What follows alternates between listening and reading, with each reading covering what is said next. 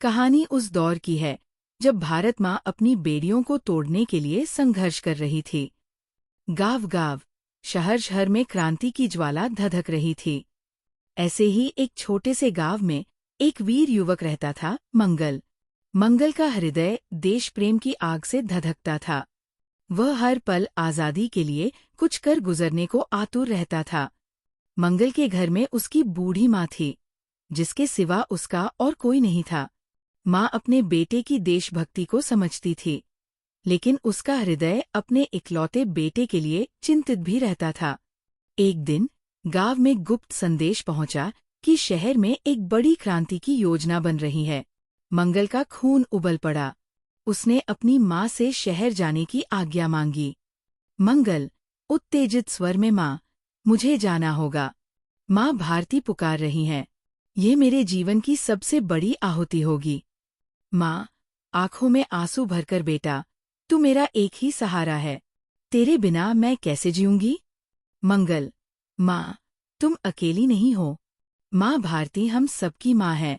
उनकी सेवा करना मेरा धर्म है। अगर इस आहुति से आज़ादी मिलती है तो मेरा जीवन सफल हो जाएगा।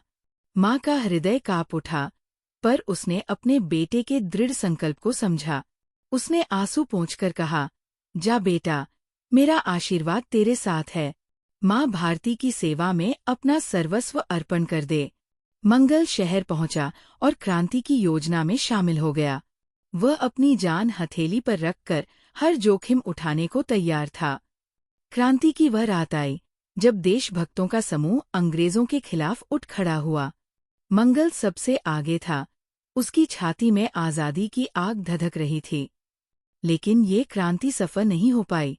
अंग्रेजों की शक्ति बहुत बड़ी थी। कई देशभक्त पकड़े गए और उन्हें कठोर सजाएं दी गईं। मंगल भी उनमें से एक था। उसे फांसी की सजा सुनाई गई। गांव में ये खबर आग की तरह फैल गई। मंगल की बूढ़ी माँ बेसुध हो गई।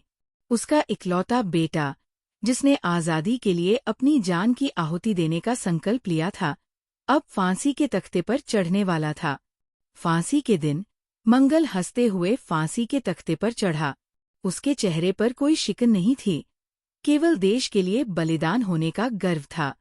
उसने अंतिम सांस तक भारत माता की जय का नारा लगाया।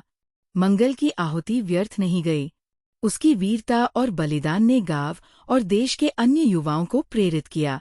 आज़ादी की लड़ाई और तेज हो गई और अंततः भारत माँ अंग्रेजों की बेड़ियों से मुक्त हो गई। मंगल की माँ, जिसने अपने इकलौते बेटे को देश के लिए आहुति देने की आज्ञा दी थी, भले ही उसका हृदय दुख से भरा था, उसने गर्व से अपना सिर ऊंचा रखा। उसकी आहुति, मंगल की आहुति, आज भी भारत की स्वतंत्रता के इतिहास में अमर है। सुभद्रा कुमारी चौहान की यह कहानी हमें सिखाती है कि देश प्रेम और आज़ादी के लिए किया गया बलिदान कभी व्यर्थ नहीं जाता। ये आने वाली पीढ़ियों के लिए प्रेरणा का स्रोत बनता है।